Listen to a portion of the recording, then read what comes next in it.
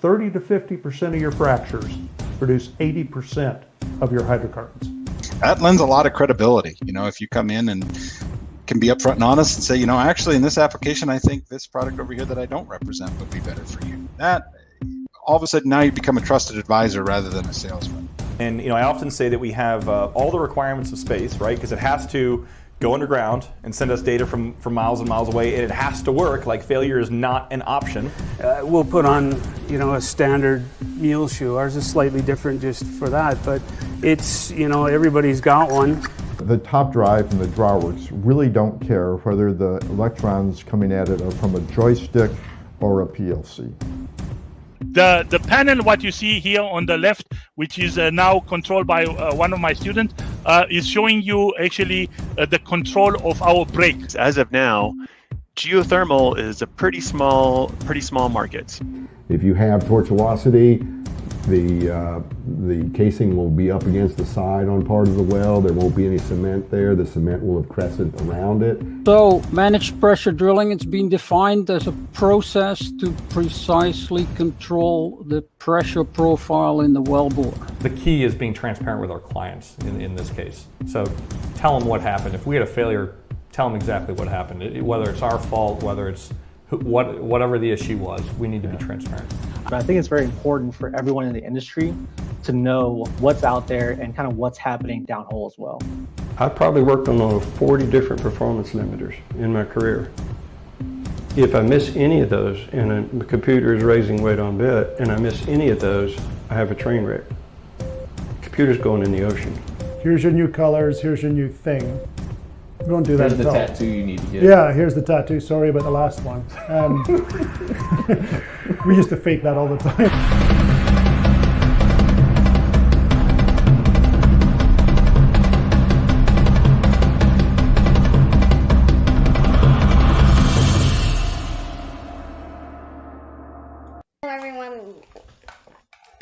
Hello everyone. Welcome to the Locksmith door. I can't say it. The door locksmith. The door locksmith. Hello everyone and welcome to the show. This is the V-Door Locksmith Show, where we are unlocking the secrets to success in the oil and gas industry. One interview, one technical presentation, and one technical screw up at a time. Hopefully minimizing technical screw ups this week since we're doing the remote, and these tend to be a little bit easier than doing the in-person ones. But thank you guys all for being here. We really do appreciate it. We're going to have an absolutely amazing conversation today, getting some insights from a part of the industry that we normally don't hear insights from. So insurance on lost in hole BHAs. So this is going to be some really interesting stuff. If there's any way to be able to make insurance fascinating, I think this is the way to be able to do it. Probably some people out there that would argue with me, but hey, let us know where you guys are watching from. Love to be able to give everybody a shout out as per normal here at the beginning of the show. Like, share, subscribe, do all those things. Tag somebody in the comment section who you think this might be worthy to watch. If you've had anybody who's been stuck in hole, twisted off, lost a BHA, have some wellbore stability issues, maybe tag them in the comment section. This might be worthwhile for them to be able to see and hear about today. So thankful everybody's here. Say hi to everybody. So we've got Keith Stelter tuning in. Says, good morning, David, and everyone watching. LinkedIn user, good morning to all. LinkedIn user tuning in from India. Thank you for being here. Tracy's tuning in and watching from the house today. She decided just not to work. She's just going to take off and do whatever she wants. I'm joking. She's been absolutely phenomenal. She's just working from the house today. And then we've got John DeWart. John, thank you for being here. Do appreciate it. We've got plenty of other people watching, just nobody commenting just yet. So no worries. Oops, it's clicking around. There we go. Brian Dugas tuning in from Bowbridge. Thank you for being here. Oh, that's why my cables are twisted up. Not really a technical issue. There we go. I didn't even ask to make sure that you guys can actually hear me this morning. So I'm guessing so, since I don't have 100 comments of everybody telling me that they can't. Paul Moore tuning in from Saudi. Paul, it sounds like you've been in Saudi for a pretty long time. You have to catch up with you very soon. All right, guys. Yeah, so this week we have a wonderful partner in the show, Corva.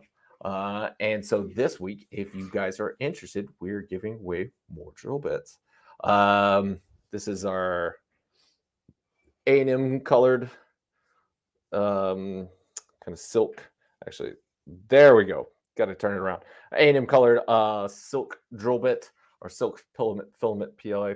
I got some really interesting stuff coming up with these drill bits real soon, but I can't just tell all the secrets.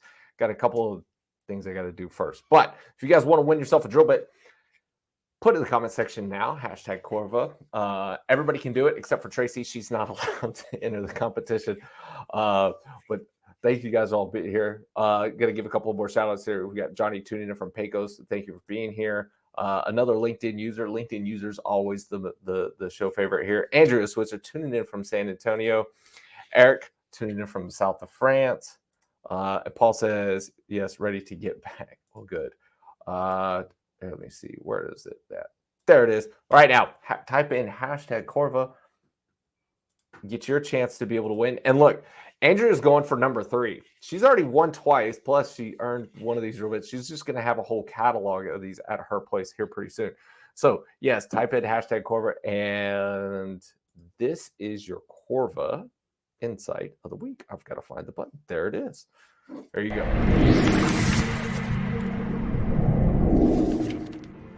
In 1979, I began working in shell research, doing drilling research on newfangled things like PDC bits. A friend of mine asked me why research was necessary for drilling oil and gas wells. Surely after so many years, all the big things were already known. As I reflect on my career, much of it spent in research and technology development, there's been a lot of successes in our industry. A huge one is the development of horizontal wells.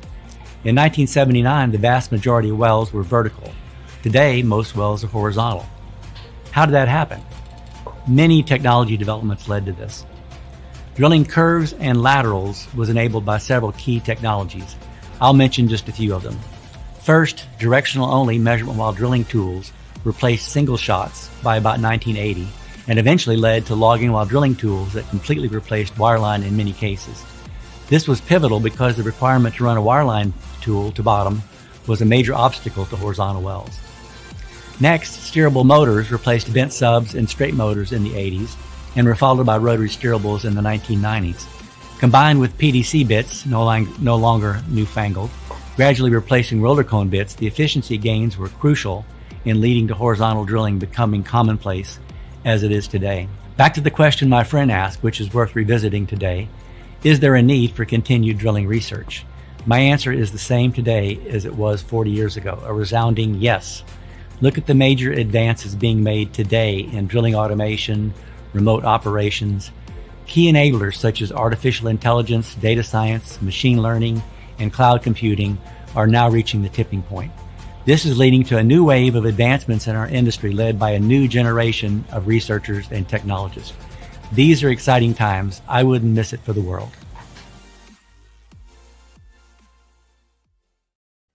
All right, special thanks to Corva. That was your Corva Insight of the Week. All right, I forgot to take this part off of the screen. So if you do want to win the drill bit, now's your chance. We'll give you guys 5, 4, 3, 2, 1. Oh, I forgot to put the other thing on the screen. Hold on. There we go. 5, 4, 3, 2, 1, go. And let's see who the winner of this week is. Going to get themselves a drill bit in the mail just in time for Christmas. And Johnny Garcia. Johnny, thank you for watching the show. I do appreciate it. Shoot me a DM on LinkedIn with your address, and we'll get one of these shipped out to you ASAP. Did it say Johnny was? I thought I saw here in the comments that he was a student at Texas A&M. Is that right? Oh, TXAM Pumps Business Development. Okay. All right. Well then, Johnny, thank you for being here. Thank you for tuning in. Thank you for watching. We'll get you a drill bit. Let me know if you want one of these Aggie colored ones. I don't want them. I don't need them here. All right, let's get started with the show. You guys, if y'all have any questions, be sure to throw them out there and ask them. This is going to be a lot of fun. Where did I put the thing? There we go. Here we go. All the buttons. Too many things to run. welcome to the show, Chris Webb. Chris, thank you for being here, sir. Yeah, good morning, David. Thanks for having us out. We really enjoy your show. I've learned a lot watching you over the past year or so it's great to finally get on, and hopefully we can provide some information that's entertaining and useful to everybody. So, like I said, I think if insurance is going to be entertaining in the oil and gas industry, this is the conversation to be following and to be listening in. I've seen some of your presentation materials, some of the stuff you've done with IADD. Absolutely phenomenal stuff. Great information. But for those that don't know who you are and what you guys do, can you give us a quick background on yourself? Sure. We are Transpac Managers, and what we do is we provide downhole tool insurance. So we insure any drilling tool, any wireline tool, coring tool that goes below the surface of the ground temporarily, like to do a drilling or logging operation. And so we insure that tool at its replacement cost value. So, and that is strictly all that we do. So on day to day, we've been doing this since the early 1990s. So we have over 30 years insuring strictly downhole tools. So not only do we provide insurance, but one of the neat things that I think everybody will find interesting is we collect the data on every well that we bring in. So since the 90s, we've been collecting data on every well, every loss, every BHA value. And so I think that's kind of the interesting thing, that we can pull all that data together over 30 years and kind of show you a picture of how the industry's changed, how the tools have changed, how the risk have changed, how the causes of loss have changed. So I think that's what we should discuss today, trying to get started, and then see if that leads into any more questions. Hey, I'm definitely interested, but tell me first, how did you get into doing this? Right. Well, actually, it was my father, Mike, who started. He's been in insurance his whole life, and in the 90s, he was doing a lot of construction coverage. And these same guys were also the guys out in the oil field, and so they were having problems because nobody would cover the directional tools. And so he went to the market, and eventually, working with some other guys, they pulled together programs here and there to get these guys covered. And the need just grew and grew. As you know, in the Corva presentation, he mentioned that, you know, in the early 90s, directional drilling, horizontal, was just coming online, and now every well does it. So that need to cover these tools just started to grow and grow, and basically that's how the business developed. And then I came on. I have a computer engineering background. I was at a large financial service company here in San Antonio, and he's like, "Hey, I need some help over here." And I was ready to leave corporate world, and so I made the move over, and I've been here doing this since 2007. Wow. I think it would have been really interesting to be a part of one of those initial conversations of trying to tell an insurance person, like, "Hey, I need you to cover insurance on this thing that we're sticking, 20,000 feet down," and maybe not. I mean, wells might have been that deep at that point in time, but still, just even that conversation today, it's like, I need insurance for this, and they're like, "Ooh." Well, that's the trick, right, Dave? We are actually the only people really in the world who provide this insurance. So we do this insurance all over the world, and really, Transpac is the name. If you want downhole tool insurance, you have to go to Transpac. Either you can go through London and you still end up here, you go through a broker, you still end up with us. One way or the other, you come to us directly. But really, we're the only ones who do this because it's very difficult. So just imagine, you have your automobile insurance, right? So, you have fender benders, the type of claims are usually going to be small, couple $1,000 claims. Well, downhole tool insurance, I'd say over 90% of the time, what happens? That tool is stuck and it never comes out. So that means it's a complete loss. So can you imagine what your auto rates and your home, if every single claim was a complete loss, then, so it's a very tough coverage that we have to try and place because the losses are so big. You really have to be careful on who you take. You have to manage the risk of what, does this person actually know what they're doing? Or what are the risks that they're taking? Are they going above and beyond to drill as well as fast and as long as possible, or are they taking their time and really trying to make a good well? So that's the things we have to look at and evaluate, and hopefully we make the right choices on who we insure.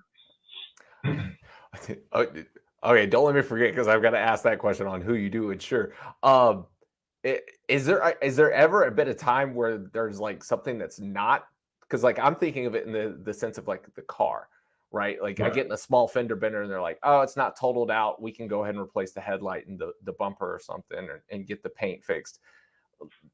Are there any like minor ones like that actually happen where you're just like, oh, you just lost a couple of cutters on the bit. We can get. Well, we do cover damage, right? So there could be we do cover the tools if they're damaged downhole, right? You can't be damaged on the surface, but if they're in the hole and they get damaged, it is, it's not as common as getting stuck, but maybe the pipe falls in and smashes into the bottom and bends up some pieces of, joint the pipe, or maybe, the MWD gets torn up, going in and out. So there are times when we do cover damage,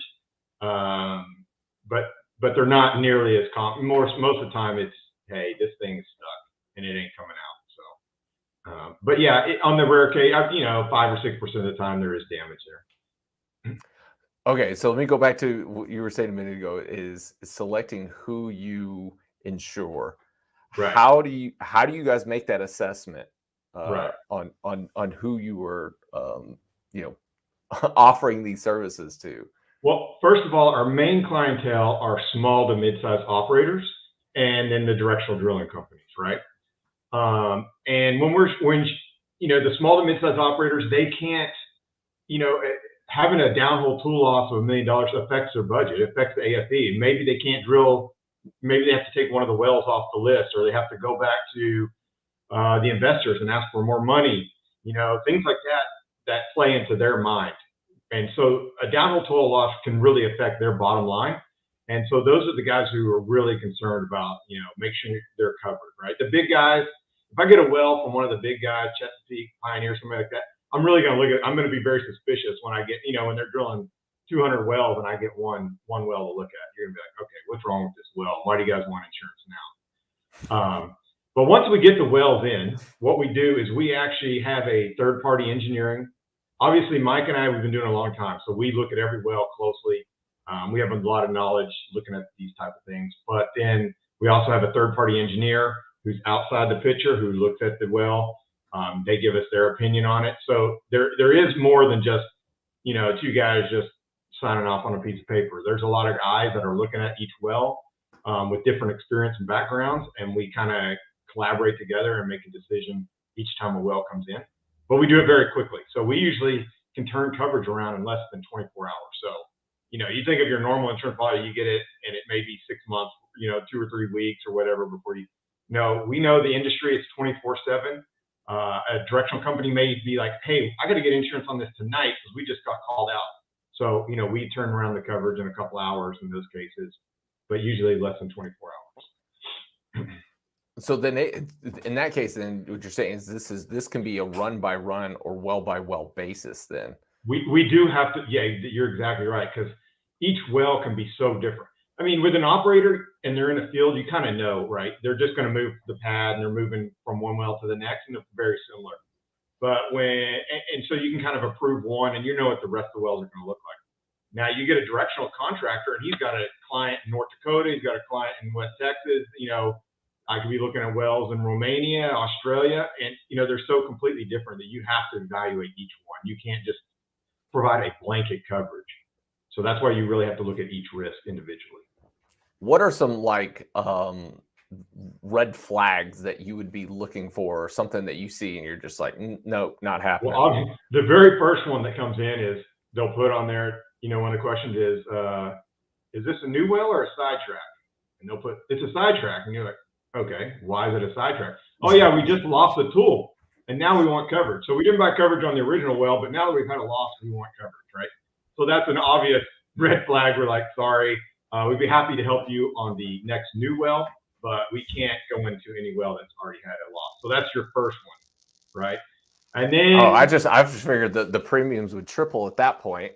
What we always say is you can't buy your way into a bad risk, right? So you're not going to, if I know it's going to be, if the 50%, if it's $1 million tool and the 50% chance that you're going to have a loss, you don't want to pay me $500,000 in premium for a well, right? So it just doesn't, that's how it doesn't really work out too good. If it's a bad risk, it's a bad risk, and you can't buy your way out into a bad risk. So. Fair enough. What are some of the other red flags? Obviously, you know, the sidetrack there then. Yeah, so a lot of it we look at as experience, right? You know, hey, this is our first well, but we're going to drill a 20,000 foot TMD well, right? Total measure depth well and it's going to be at 15,000 feet of open hole. Well, okay, why? What makes you think that you could do that successfully with no experience, right? That's a difficult well, right? It's a challenging well. So we're going to look at experience. You know, do you know what you're doing? Have you done this before? And have you been successful at it? You know, that's the other thing. How many losses have you had? How many wells have you drilled? The other thing is we kind of know the areas and how wells are drilled in that area.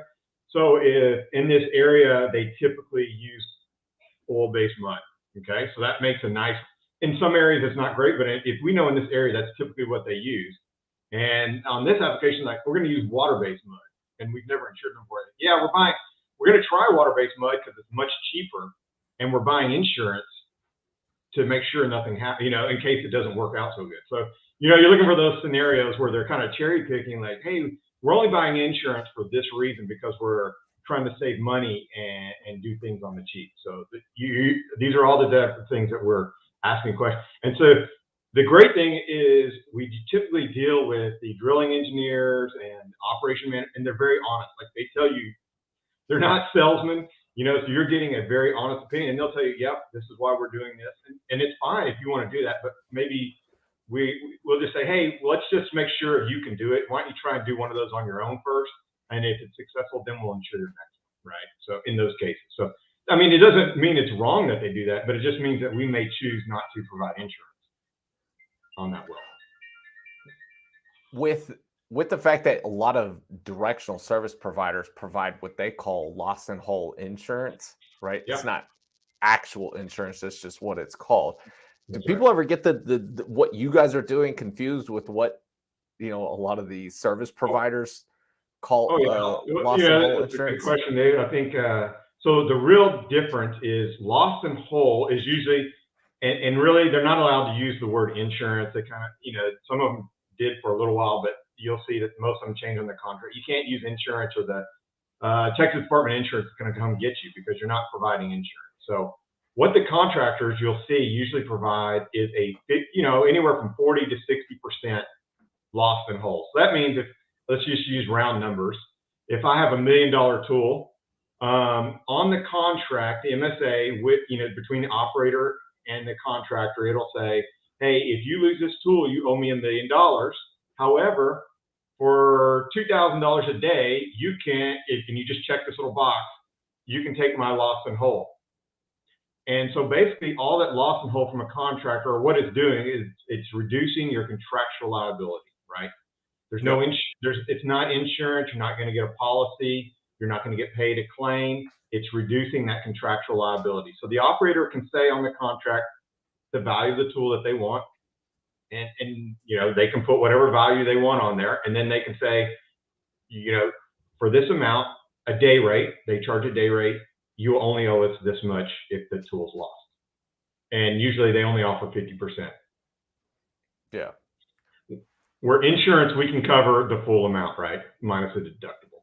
So does that mean that, you know, let's say that they didn't take, or here, Brian just put it in there, lost equipment indemnity buyback.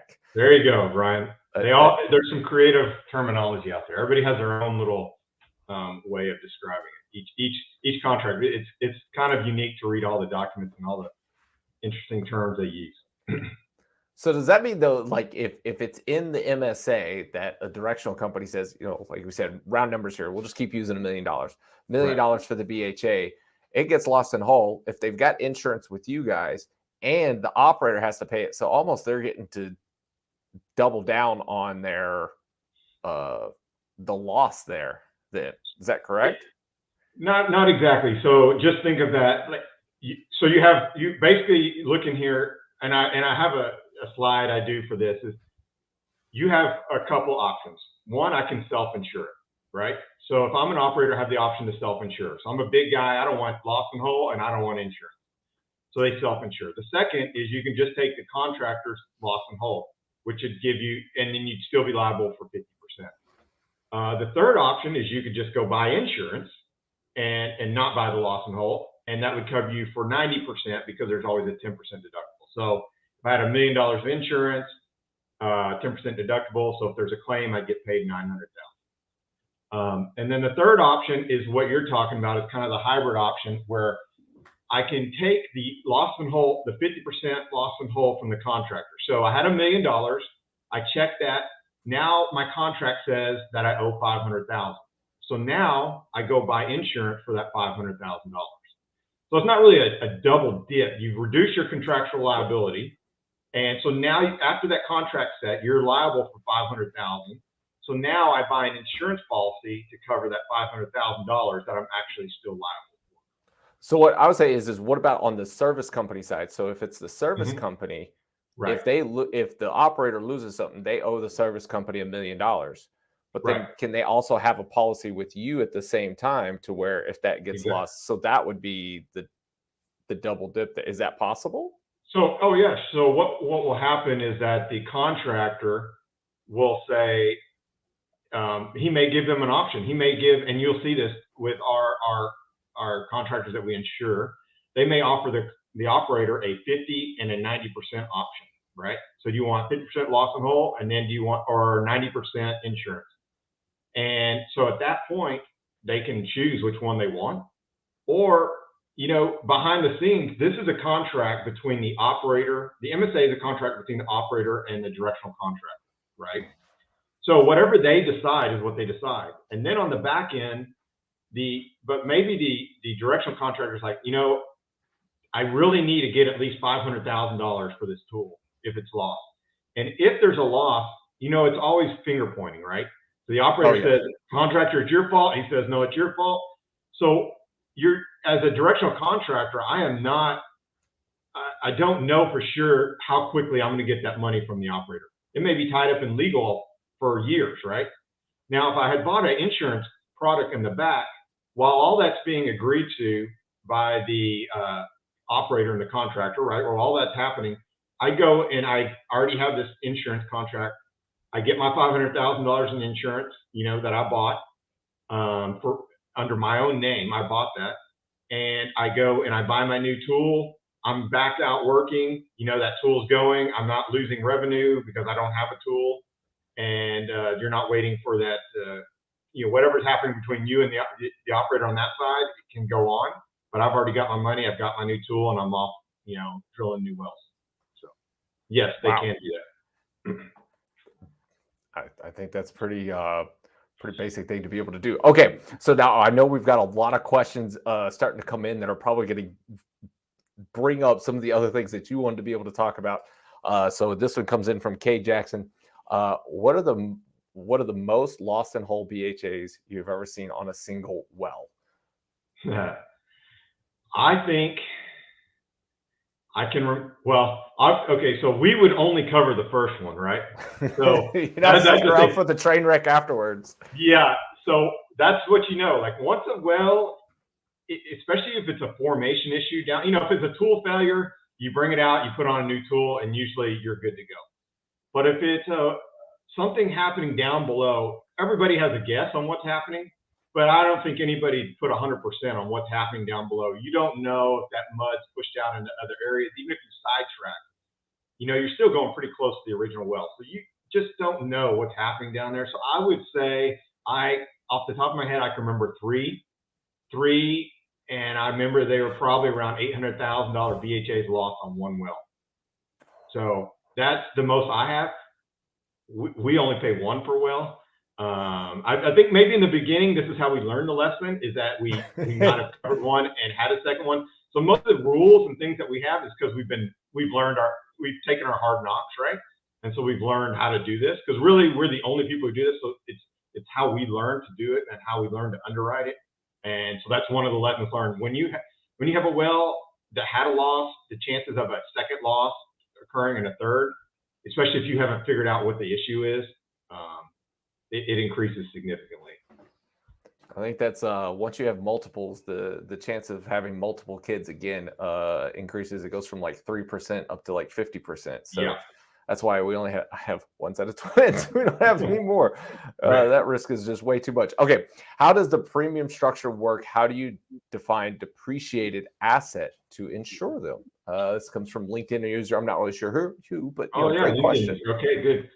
So the premium, we kind of follow how the directional contractor, they charge a day rate usually to the operator, and so we also charge a day rate. So what you will do is when you send in the application and we get it approved, we'll say, okay, for your BHAs can be different values, right? One could be your first BHA could be 500,000, your second one could be $1 million. So each one has its own day rate. So every day that tool's in the hole, that you're charged a day rate. If that tool never went in the hole, you're not charged a day rate, right? If you pull out of the hole and you're setting casing, if that tool's not in the hole, you're not getting a charge. If you have a delay and the tools are just sitting up on the above ground for a week, you're not being charged. You only get charged when the tool's down hole for the agreed to day rate that's agreed to beforehand. All right. You asked about depreciation. So there is no depreciation. What you do is on our application, you say, this is how much I want covered. Because obviously the directional contractor is going to say on the contract, you owe me 500,000 of its loss. So we can't say, hey, that thing's been used a month, so we're only going to pay you 200,000. Whatever the value that you declare that you want covered, that's the value that's paid for that tool. We don't depreciate that. All right. Next one comes in from Duncan. What data do you gather where there is a claim, and do you gather the same data from a well that you have provided coverage on, even if there isn't a claim? So we provide upfront, basically we're collecting all the data that would be on your schematic, right? The depth, the casing, the mud system, location, the BHA values. That's all the data that we collect on every well. And so we have all that stored for every well. But there's a lot of additional data, but kind of just think of the well schematic. That's the type of information that we're collecting. Now, on a claim, if a well is good and it goes through, we don't follow up on a well to, I don't know if there'd be anything to follow up on, but when there's a claim, then you go and now you're going to get the drilling logs. You're going to look through the drilling logs, make sure the tools that they said were used, and they kind of match them up. So that's pretty much the kind of data that we're then collecting. What happened on the well? They're going to track the history, leading up to the loss, what was happening in the well. So they're looking at the drilling logs, that type of thing. So we have all that kind of data on a claim. So it'll be a little bit different data set than what's on, just an application, but we are collecting a lot of information about the well up front because we are all looking at it and evaluating if this is a well we want to insure. Excellent. All right. Next one from, I believe, Cohen. Last time I was involved in insuring any tools, the policy was to only insure high cost on high risk runs. This made insurance automatically expensive. What are the current trends? Something we said we were going to talk about. Yeah, and this is exactly what this is the battle with underwriting this type of coverage, right?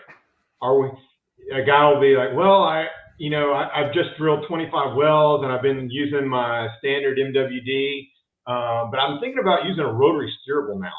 So my MWD was 500,000, but now I'm going to bring in this rotary steerable for $1.5 million. So now I want insurance, but I only want to insure the last part of the well, the last 2 days, right? So from an insurance perspective, you're like, okay, so it's a 10-day well, right? You don't want me to insure the cheaper tool in the easier section of the well. You only want me to come in and give you a $1.5 million limit for the last 2 days.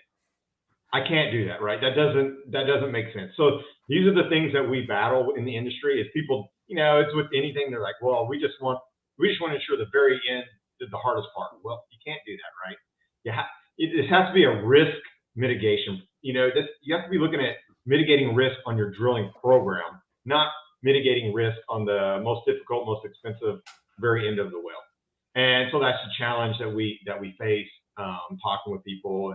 And sometimes it works out and they understand that, and sometimes they're like, no, I don't want to do that. I just want to insure that last part. And we're like, well, good luck. We can't do that for you today. So you have to really, we've learned you really have to take your stand, right? You have to say, these are the wells and the conditions that we will insure. And we're not going to step out of that, because once you step out of that, that's where, the big losses come in without premium. And the whole thing is to make a successful insurance program in anything is you have to equal your risk to your premium. That's the whole catch, right? Well, so since he did ask about trends, tell us about some of the trends that you guys have seen over the years, and then we'll jump back into the questions. So don't worry, guys. I'm not going to forget you guys. Right. So this is an interesting one, right? Because I haven't been doing this since the 90s, but I have come in the late 2000s. So looking back through the data, so in the 90s, it was for MWD motors were the very first thing, right? That was coming in. So the average policy that people are looking for $150,000 to cover that. So you're talking collars, stabilizers, everything, $150,000 for the whole BHA. So I'm just going to jump 10 years. Just, we're not going to go year by year. That would take too long. So just in the 2000s, let's just say now MWD is becoming a little more expensive. They're getting a little more technical. So it almost kind of doubled to about $250,000 to $300,000 was the average tool cost, right? So now we jump into 2010, about that time. Now rotary steerables are starting to hit the picture, right? This is when we first start seeing them in the talk and the buzz, maybe even a little bit after 2010, 2014. So now our BHAs are continuing to increase, and it's kind of like they're almost doubling every 10 years in price and value. So now we're looking about $400,000 to $500,000. So now we jump to the current era, 2018 to now, right? So we were going about 50%. Now we're up to the average MWD motor assembly. It's about 800,000, some around that value. I would say the rotary steerables, anywhere from a cheap rotary steerable, $1 million to $3.5 million for some of these BHAs. And we're not talking just the rotary steerable, right? We're talking the whole rotary steerable system, the BHA, right, that goes along with it. So some of these risks, and I think some of the tool manufacturers are almost making the tools so expensive that they're pricing themselves out. So I may want to use this latest and greatest technology, but I'm going to really think twice if I want a $2.5 million tool downhole in my well, right? Is that really going to be? Am I really gaining that much over this other tool that's much cheaper? And that's a discussion that's happening all the time, right? For every well.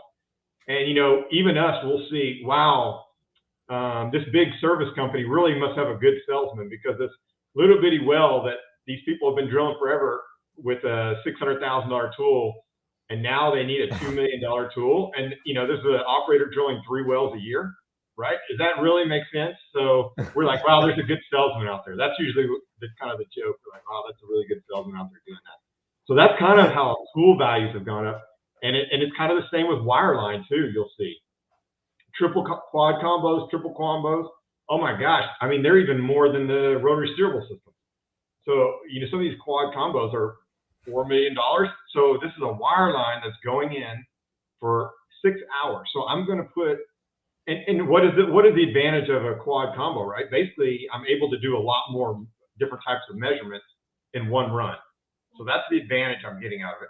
People argue, but in the general concept, that's the advantage, right?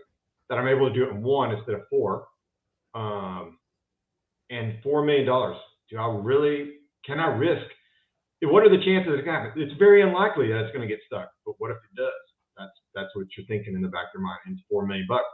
So kind of thinking off that, let's talk about well costs, right? So we like to use round numbers. So let's just say an AFE is worth $10 million. This well is going to be a $10 million well. And I think kind of what we're seeing is on average of the AFE, 30% is the drilling cost on an AFE, because most of it now goes to the completion. So let's just say we have a $3 million drilling budget. Okay. So I have a $1.5 million rotary steerable, and I have a $4 million wireline. if any of those get lost, I've just doubled my drilling budget by having one downhole tool. And we're just talking about the downhole tool loss, because if I have to go and sidetrack, I have the rig cost, I have fishing costs, I have all these other costs that go on. So basically, if anything happens like this, I've just doubled my drilling budget instantly on this well. So those are the kind of the things that you're looking at. So, gosh, that's just it's crazy that the numbers have. It still just thinks crazy to me to think that an entire MWD motor BHA was 150,000. Yeah, right. Back even in 2007, because I mean, I was fairly new to my career, but even just a couple of years after that, it would cost you, $300,000 to $400,000 to kit out an MWD kit box. No. In 2007, that's what I have. I have about 250 to 300,000 bucks was the MWD motor. In the 90s. 90s, that was the first. Okay. Correct. Yeah. Okay. So you're right. You're right on. That's exactly what we see. So I was trying to find the here. I'll get it downloaded. It's got the slides that you had because I wanted to be able to. There it is. Let me see if I can pull this up real quick. Present, share screen, Chrome tab. There it is. Yep, there it is. Yeah. So that's it. $2.5 million right now for RSS. And now, when y'all you can get them for $1 million. I'd say it's kind of average, right? Like it is possible. We do see them, for around $1 million, $1.5 million. And it all kind of depends on the value that the directional puts on their rotary steerable, right? Some of the big service companies, obviously the bigger the service company, for whatever reason, the more expensive the rotary steerable, right? So they build them, they build their own tools so they can put whatever value they want on there. So sure. All right. I just wanted to be able to share that because I thought I think there's another one. If you want to go down, if you want to talk about like causes of losses, right? That's probably a pretty interesting one. A trend that we're seeing. Let's see, I don't know what slide it might be. Let me see right here. Let me try to. I think it's maybe slide 21 or something. I'm gonna try to put this up here. Let me open it up another way. Just a second. Here we go. Oops, wrong button. Move this one. We'll add this here. Present slides. Your computer. Upload file. Desktop.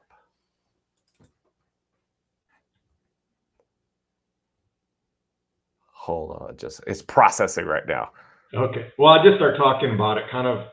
So, cause of loss, right? Originally, it's going to be, I think it's 21. Yeah, we know. Two pie charts. Oh, that was another one that's good to talk about. Okay. So here, historically, differential sticking was probably about 30% of the cause of loss, right? With mechanical sticking being about, a little over 50. And then we have our other things, tool failure, stuff like that, maybe at 20%. But one of the trends that we just have seen start, maybe over the last, this says 2 years, but this slide's a couple years old, but it's still trending this way, is now we see much more mechanical sticking. So kind of like we figured out differential sticking. I mean, it still occurs, but it's not one of the most common causes. Really now it's mechanical sticking. And so basically mechanical sticking is anything other than a tool failure or differential sticking. So it's the whole packing in, the whole sloughing off, hole issues, sticking that pipe in there, right? And so what's causing this? Well, I think one of the big contributors that we have seen is we now have rotary steerable tools, and not just rotary steerable, but any of our tools are drilling much faster, right? We're able to complete what used to be an 8-day lateral in 5 days. Okay. Well, I'm still going the same distance, probably even going farther. Now, how has my hole cleaning changed, right? So I still have 8 days of cuttings coming through, but now 8 days of cuttings are coming through in 5 days. So have I really changed my hole cleaning to account for this, all of this material coming through? Or is this material just, just settling behind the bit? And so then when I think I have a great well, I've just finished and I'm doing my final trip, I pull back all these cuttings and stick myself in the lateral. And so this is a big problem that we've seen is hole cleaning. Is it hole cleaning? Is it just not knowing? It's a lot of people using this new tool for the first time. Everybody pretty much now has started to use the rotary steerable, but what we were seeing is everybody that used it at the beginning, their first time on wells, they were getting them stuck, right? Because they hadn't learned how to use them in the well. They hadn't learned how to drill the well with them properly. I mean, they knew how to drill the well. They haven't learned how to get the tool back out of the well after they drilled it without getting stuck. And so we saw a lot of that. So kind of the funny thing we say, David, is like we actually own more rotary steerable and MWDs than most directional service companies probably. Just all of ours are stuck in the ground. So I want my name on your drilling report on your MWD. I want Transpac at the bottom and just to say footage drilled 0. But on there, right? Like, MWD. So yeah, so technically we own all these tools, right? Because we paid for them, but they'll never come back out of the ground. So all our tools are stuck there under the ground. So the interesting thing though, since you asked me to come on the show, I was like, well, let me look at the last 10 wells. Kind of since we've come out of COVID, right? So after we've come out of COVID, let's look at the last 10 wells. So, and I kind of had a feeling there was something weird. There's a new trend going, and basically it's the tool failure. So normally the tool failure was the gray that we saw in those pie charts. It was very small. So out of the last 10 wells, what is it? 7 have been tool failures. Now that if you look at remember the charts, that was just a minor thing that happened. So yeah, that was of the last 10 wells, 7 have been tool failures. 4 have been either we had 3 drill string, an agitator, and 3 motor separations. So wow, is this just something weird happening? Right? Like I'm not the expert, so I can't explain. All I can tell you is this is what we're seeing. I can't exactly tell you why it's happening. Where the equipment not maintained during COVID when they're sitting on the shelf? Are people going on the cheap, coming out and not doing the repairs they need to do? Is this just an anomaly? That's the question, right? So we'll keep monitoring that. And so if this trend continues this year, we may be like, okay, now we're on to something. Something's not happening in the industry. And that may be a good show for you because you do a lot of the like new tools and new technology, but how about the maintenance? Like what happened? Maybe you already have a show like that, but I would be really interested in, okay, on an MWD kit and a rotary steerable, what do you do when this thing comes back to the shop? What is the process that happens here? Somebody tell us. Like, what do we do? Because does everybody do the same thing? Are some contractors much better at it than others? Obviously so. An operator, if I was an operator, I'd be asking that question. What do you do? How do you take care of your equipment? How many hours are on these motors before they get redone? So these are interesting questions. How is the drill string tested? How, is every agitator, every stabilizer, collar, who is somebody inspect? I mean, they do inspect them, but how good is the inspection, right? And does everybody do it the same? So that's an interesting trend that just started, and we've been noticing this past year that we've never seen in over 30 years. So that's I mean, from the conversations I've had with people in the industry, the fact that there's so many new people that are coming in because hard time finding people, especially on the drilling rig contractor side. The hiring practices there for floor hands and stuff, like they're just they're struggling to be able to keep rigs staffed. And so I believe, that is also holding true for a lot of the service companies and who they're looking for. And so the inexperience of the overall industry could probably be playing a role in that, both on the maintenance side and on improper drilling practices that, might lead to twist-offs That's right. and things of that nature. So let me, because we've been getting a lot of comments here, like, this is one of those shows that, like, I think this is the diamond in the rough show that probably a lot of people didn't think. It was like, it's not, just some insurance talk. This is by far, I think, one of our best shows ever here. So Johnny had said, I'm not sure why he said this earlier, but hey, salesmen are people too. So hey, he's got to do his job, right? If they want to buy the tool, I think that's in regard to the some have too good a salesman. They sell those good tools. So the tools are out there. They got to get them used.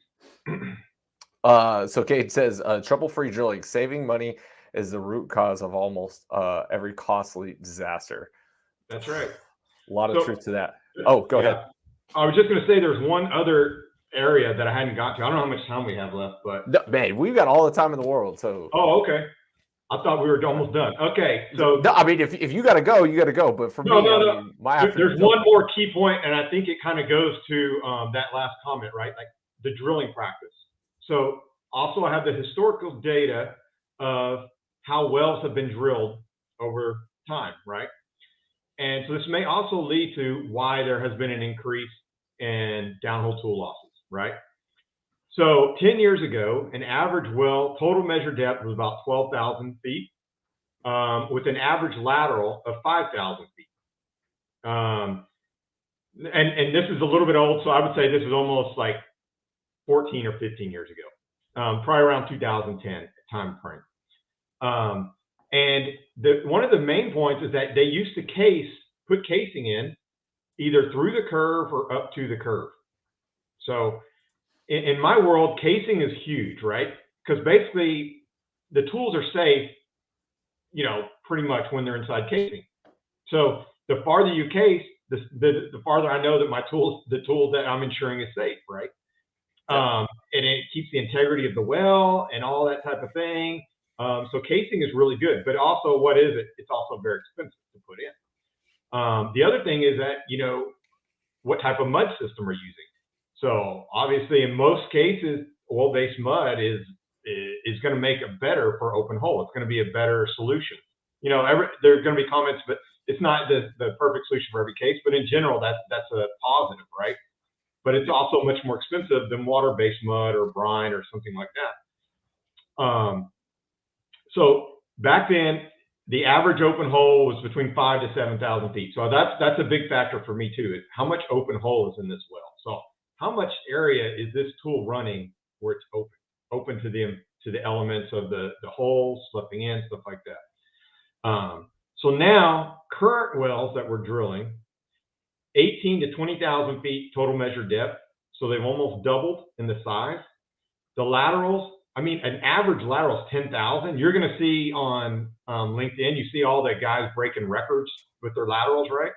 So you always see that, but you never see how many tools they lost to get to that record. That's not ever included in those LinkedIn. But one of the key points, so we're getting longer wells. So you would think if I'm getting this much longer, then I should be adding more casing, right? My casing should be much longer, my casing strength. Well, the opposites happen. So we're lucky to get 3,000 feet of casing in a well. So they're only, and some of them are just casing past the water, your water zone, right? So maybe 500 feet, 1,200 feet. A lot of guys are trying to use cheaper mud to get away with it to save costs. So now we have a well that's almost doubled in size. We're using almost, half the casing that we used to. We're trying to save money by using cheaper mud. And now we're averaging 9,000 to 15,000 feet of open hole. So right there, and we're drilling faster with new tools and new technology that we're not quite used to and have all the metrics on to know how to clean these holes, right? We're still learning, but we're still going to go for it. And so what does that lead to? That leads to a lot of lost holes a lot of tools getting lost in these holes. So, and trying to fish these tools out of, that's the other thing. I see everybody, oh, we got this tool out, we fished it successfully, but they never tell you about the ones they didn't get out. My experience is once that tool gets stuck in the lateral section of a well, it's packed off. It is very, very rare that we're able to fish that out. It's usually stuck. It's not coming out. So once you get into those long open hole laterals, that tool's it's not coming back to the surface. So are they required to at least try to fish on it if it gets stuck? That's a good question. So you'll see in your lost and hole, remember lost and hole is what the contractors provide, right? And this is kind of one of the things that changes a lot in your lost and hole contract based on the provider or the contractor you're going to use. So we've seen as much as they require 3 attempts to fish. So 3 fishing attempts, if you have them out there, your fishing company, you're probably getting up close to $75,000, $100,000 in fishing, trying to make 3 attempts out there. And some experts could tell us what the exact amount would be. And an attempt only counts as an attempt if you're able to latch onto the tool. Well, half these, they can't even get down to the tool to get onto them. So I don't know how that ends up playing out in those contracts. Our personal requirement is that you have to make an attempt to fish the tool. You have to try and get the tool out. You can't just walk away. And the main reason we have that that's not really hard because, think you just spent you have a $10 million or you just spent $3 million drilling this well. You got a $1 million tool in there. You're going to make an attempt to get the tool out, right? So that's not really a problem. You're going to make some attempt to get it out. So that's not really has ever been an issue from the operator. Like, well, we don't even want to try. Everybody's going to try and get it out. It's just how big an effort are they going to make to get that tool out? And that's the discussion that comes in from the operators. Like how long do we want to fish on this tool to get it out? What's our really chance of success? How much do we want to spend on that? And that's the discussions they have when a tool becomes stuck. Man, a lot that goes into this. All right, so I'm trying to get all the questions here lined up. So this one comes in from Andrew. How many tools per month are you insuring in U.S. land? Do the major service companies insure their own tools, i.e. Schlumberger, Baker, et cetera? And just the question we just asked, do you require fishing? So the first one, like I mentioned, this is our own program that we've developed. So we don't really, it's kind of proprietary. I can't provide how many wells we insure, how many exact losses we have because, then everybody want to try and do what we do. So that I can't really provide. What was the second part of it though? I could definitely answer that one. Do the major service companies insure their own tools? Well, most of the major service companies provide a lost and hole, right? But none of them provide insurance. Oh, do they insure them with us? I guess is probably what he's asking. So yeah, we have contracts with pretty much every directional company, but it doesn't mean that they insure every well, right? So it's kind of more on a location by location basis. So maybe, and it even depends on their operator, right? So they may have an operator that's that doesn't want to take the risk. They want more than the 50%. So they'll be like, okay, we're going to go to Transpac and get this fixed up. They may have a area where they don't provide lost and hole. So the lost and hole is for these service companies really done on a location by location basis. It's not really comes from the central command, right? It's more done at the local office, how it's done and how it's handled, how they charge. So you may work with a contractor in Canada and you do all their wells, but then you may not do any of their wells in the U.S. Or you may do all their wells outside of in other parts of the world, but don't do any in the U.S. So it's kind of really, it's not just yes, we do all these guys' wells. There's particular reasons why they insure, but we do work with pretty much all the directional contractors at one point or another, doing different wells for different operators for different reasons. Maybe they have a test tool, right? So if they're developing a tool, they can't pass that risk off to the operator. So then they're going to insure that tool because they don't want to take the risk, right? So we do a lot of that in those cases. Guys who are developing tools, we'll insure them. Maybe they want this operator to try out their new tool, and the operator's like, well, I'll try it, but I ain't taking the loss and hole risk on it. So then they'll have to come buy insurance on it. Then once they prove that tool out to the customer, then they can start charging the customer loss and hole. But until they do, they have to buy the insurance. So there's all different scenarios that play out. on why a contractor would come to it or not. All right. Next one. Is there any insurance for lost time? Take the case that you lose any noob tool from the mining body tells you to fish for 15 days before thinking of cementing it. Yeah, there's no coverage for lost time or loss of well or anything like that. There is no insurance product for that out there. We're trying to get, we're kind of beta testing a coverage, an add-on to our downhole for fishing costs. So if that's an interest for somebody, it's kind of in beta right now. We're trying to make it work. We'll be the first people to ever do that.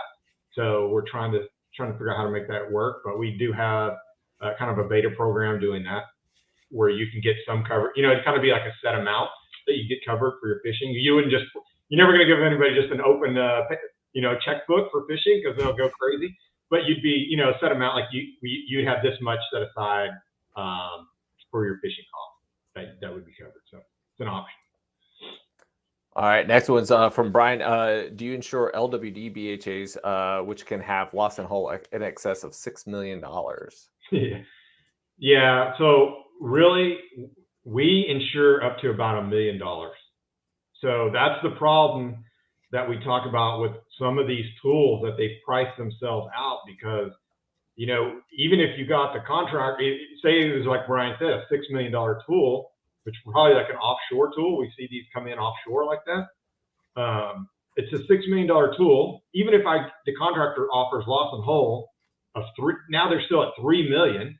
So you go buy insurance, they're only going to give you $1 million.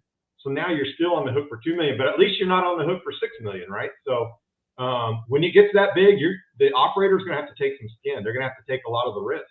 They can try and buy it down as much as possible, but they're going to, if you want to run a $6 million tool, you better be ready to take a lot of the risk on your own shoulders.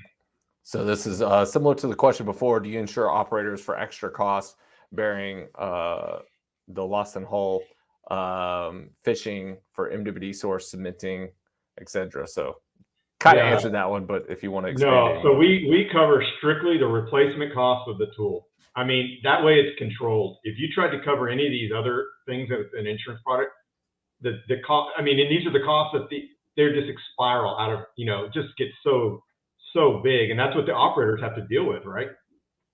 Not only did you lose this tool, but think of all these costs that now have to happen because I want to drill this well. So yeah, I saved $100,000 in casing, but at the end of the day, if this happens, it would have been better to add that extra $100,000 of casing. So yeah, there's a lot of extra expenses.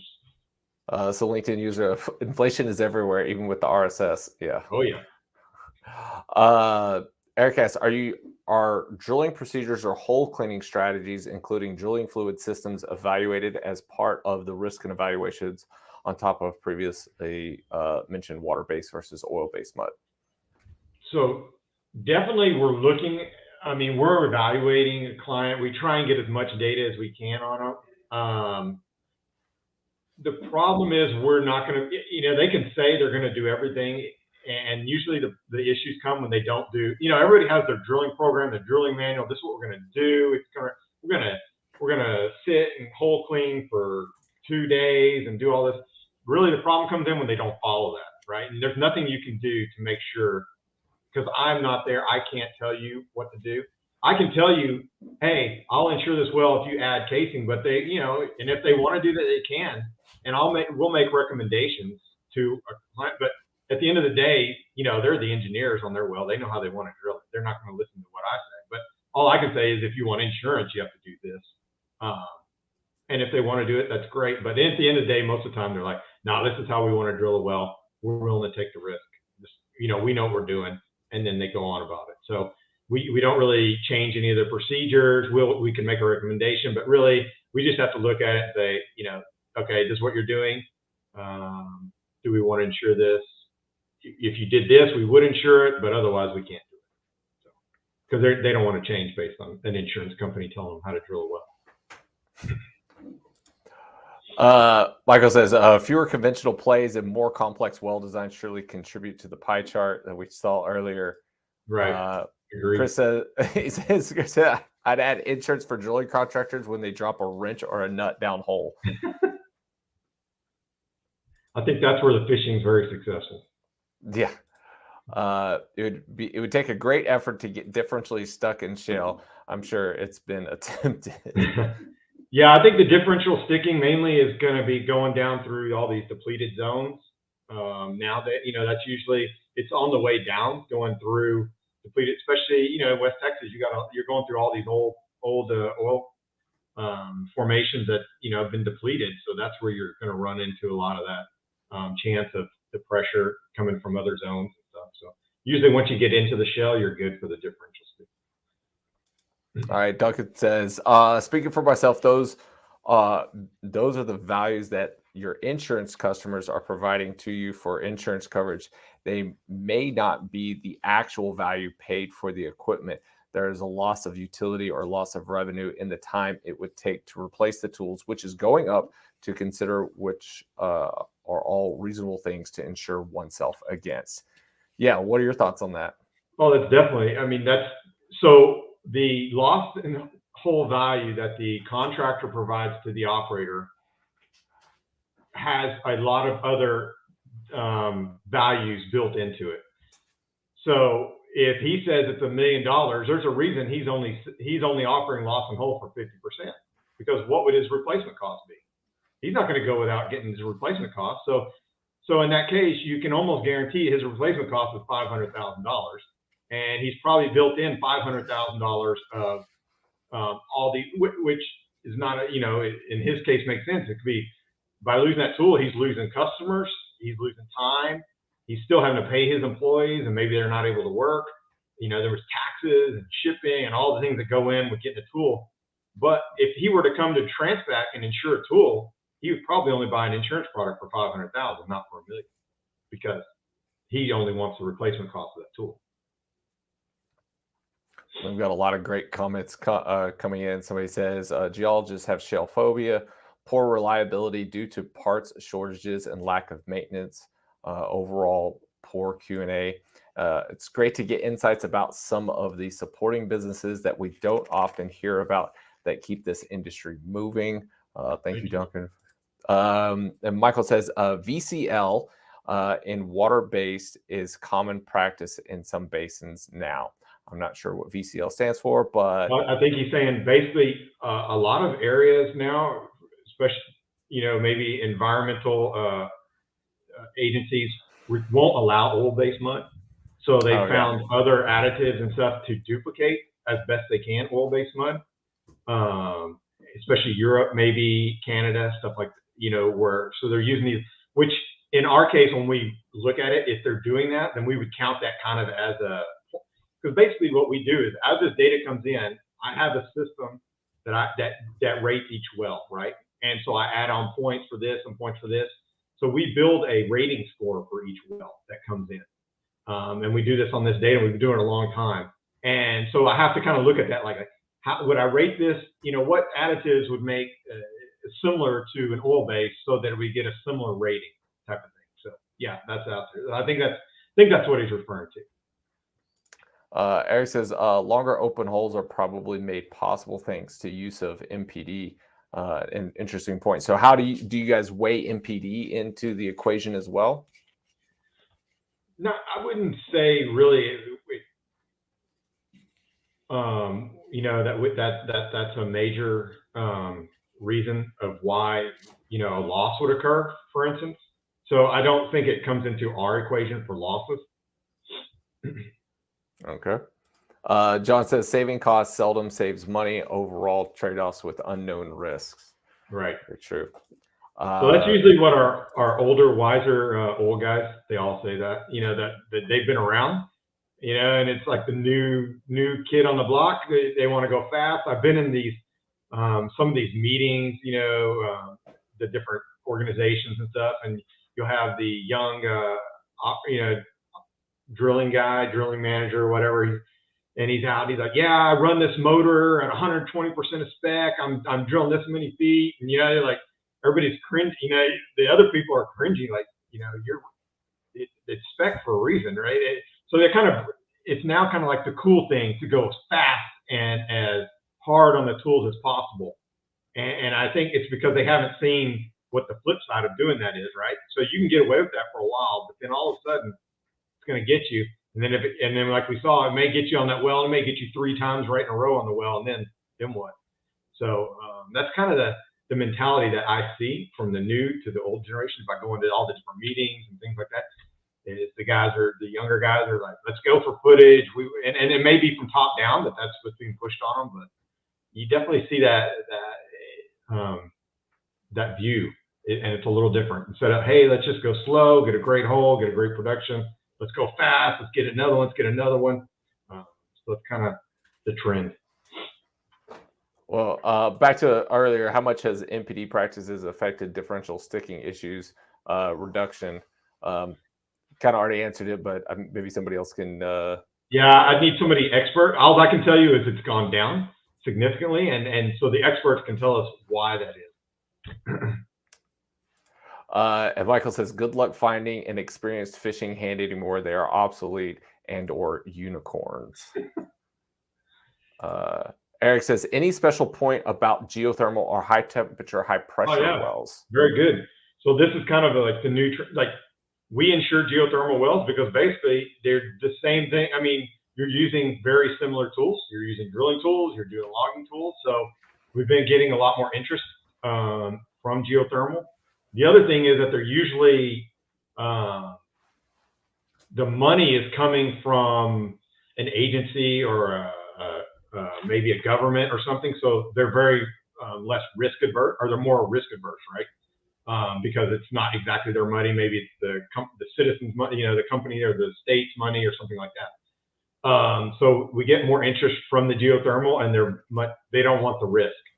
The problem, obviously, is the heat, right?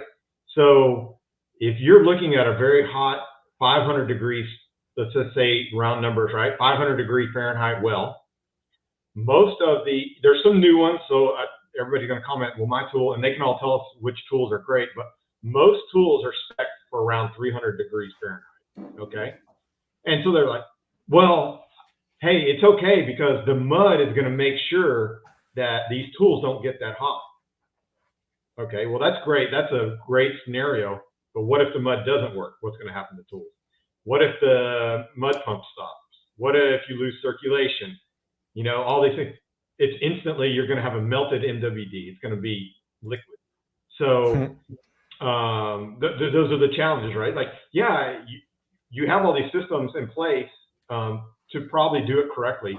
But if anything goes wrong, you're in trouble. It's going to be a loss, right? So that's kind of what we have to look. That's one of the challenges of geothermal is, also experience, right? Like how experienced are the oil and gas guys? They've been doing it for a long time, a lot of these places. So some of the geothermal are not as experienced at drilling the well. So that's another risk.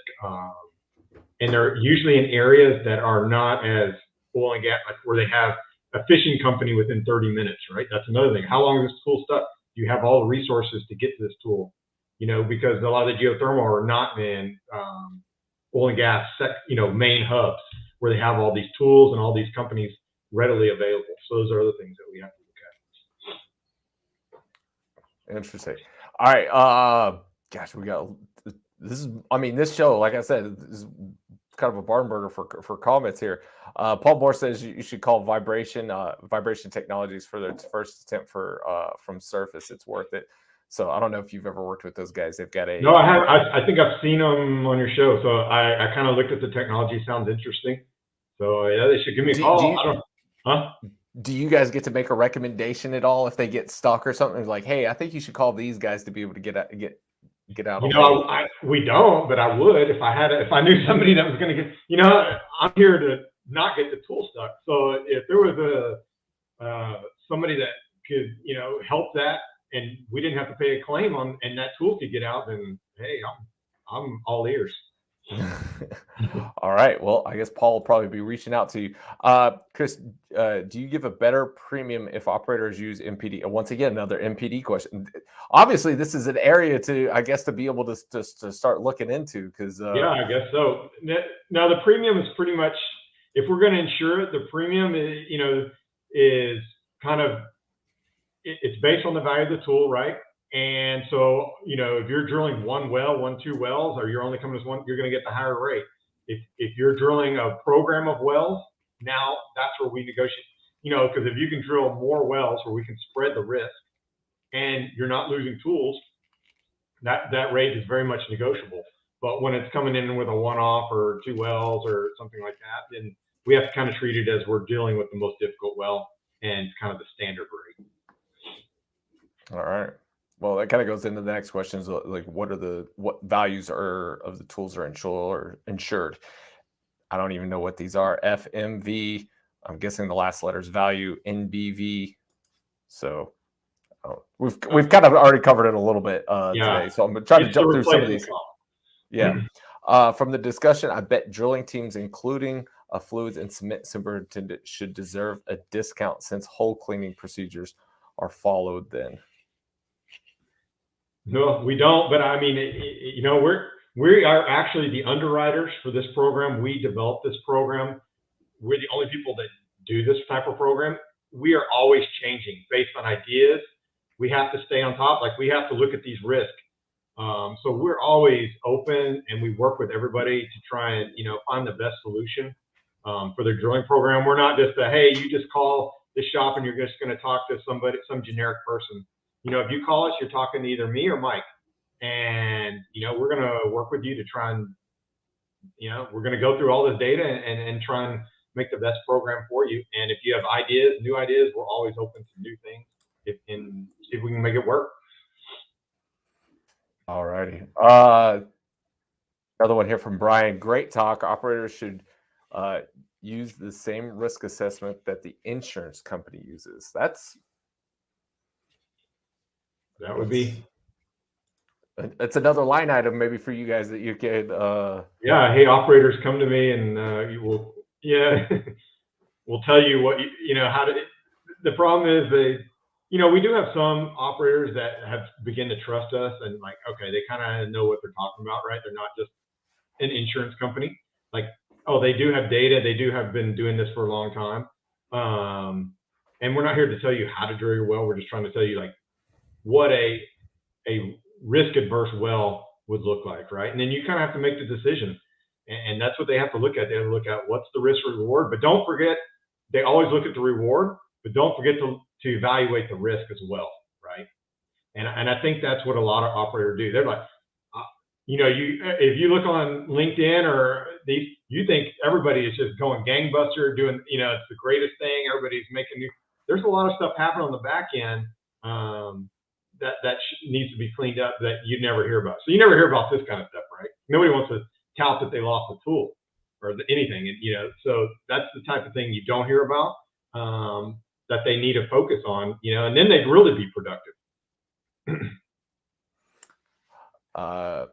Very true. Nobody's going to be boasting about the number of BHAs they lost.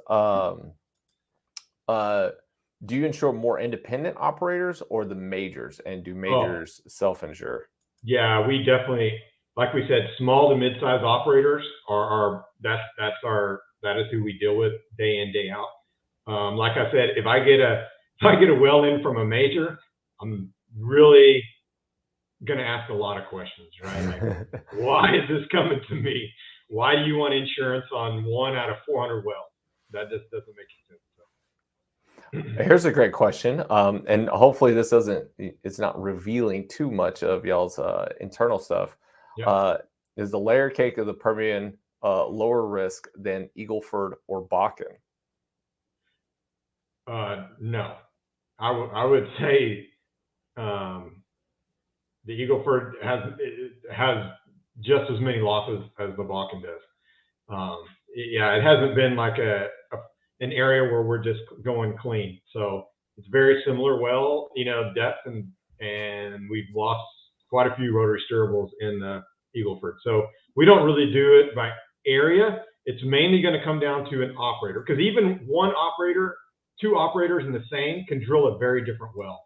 One can be very risk adverse and one can take a lot of risk, right? So it really comes down to the operator and their history. All right. So here's a great question. What assets do you insure the most in the U.S.? Let's just leave it at that, not having to break it down to each category. So asset, I guess he's referring to areas then? I guess tools, but I was thinking of tools, but yeah. I was too. Okay, so we'll do both. Okay, yeah. So for tools, still MWD motors are the most common, with rotary steerable right behind it. Now the wireline logging, the quad combo, triple combos, those have been increasing steadily. We've been doing a lot more of those in open hole logging. But the rotary steerable account for most of the losses, right? Because even though the value of them is so much higher, that if you were to say, I may insure only 30% of rotary steerable, but then the losses they account for is 80% of the cost or 70% of the cost. I don't have the exact numbers, but that's kind of the idea, right?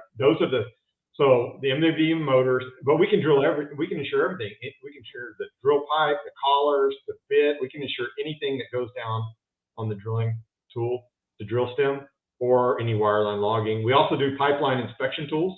That's another unique one. That's not really for this show. Another show, we can do that one. Yeah. And now most common areas, obviously Texas, Oklahoma are big areas. We do a lot of work in Canada. We do a lot of work in Eastern Europe. We do some Australia, some Trinidad, a little bit of Mexico, so North Dakota, Colorado, Arkansas, I'm trying to think of, so it's really spread out. I mean, if you want to know exactly where the most places are, I'd say it would be Texas, Oklahoma, Canada, Eastern Europe would be our main. Wow. Well, Chris, we've gone over what we normally do. We usually keep it about an hour show. Not that that's a hard stop or anything. Yeah. But man, we've had a lot of great questions. Thanks so much for everybody that's been watching. I definitely think this has been one of the most intriguing shows that we've ever done, just because this is not stuff that normally gets talked about, and that's why it was great to be able to have you on the show, to be able to really kind of open up and be able to talk about some of the other things. Anything that you would like to be able to share before we close up for today's show? Yeah, I mean, the only thing I would say, just put a little tag for us is just that, hey, we'd love to talk about this. We talk about it every day. You don't have to be buying insurance. Just give us a call and, tell us what you're thinking and about the industry. That's how we learn on shows like David, and by talking to engineers, that's how we learn about it, because I don't get to touch these tools every day. So, feel free to give us a call. And if you have any ideas or thoughts or questions about loss and hole or contracts that you're working on, so we'll just give you the best advice we can. All right. We got a couple of people who said, David, amazing show. Well done. Thank you, guys. Brian says thanks. So thank you, everybody out there watching. Guys, next week we've got Aaron Eddy, who's with Payson, coming onto the show. We're going to be talking about all things data related, auto drilling, things of that nature. Trying to think of anything else that's coming up. I know that a whole bunch of people are at the IADD skeet shoot or whatever today. So hopefully everybody stays safe and have fun out there. And everybody had a wonderful holiday break. I know we didn't do a show last week or whatever. So we'll have 2 more shows this year, and then we'll close it out for the year, and then we'll be starting back next year. We do have, please be on the lookout for this. We'll probably be trying to get the digitals and everything out for this very soon, is the Torque and Drag series that we're going to be putting out. So it'll be a 7-week series starting Tuesdays at 8 a.m. Teaching about everything torque and drag related. Once again, thank you guys all so much for watching. Really do appreciate it. Like, share, subscribe, do all those kinds of things. Tell somebody else new about the show. And as always, know your industry. Oh, I forgot to hit the right button. Dang it. Gotta hit this one.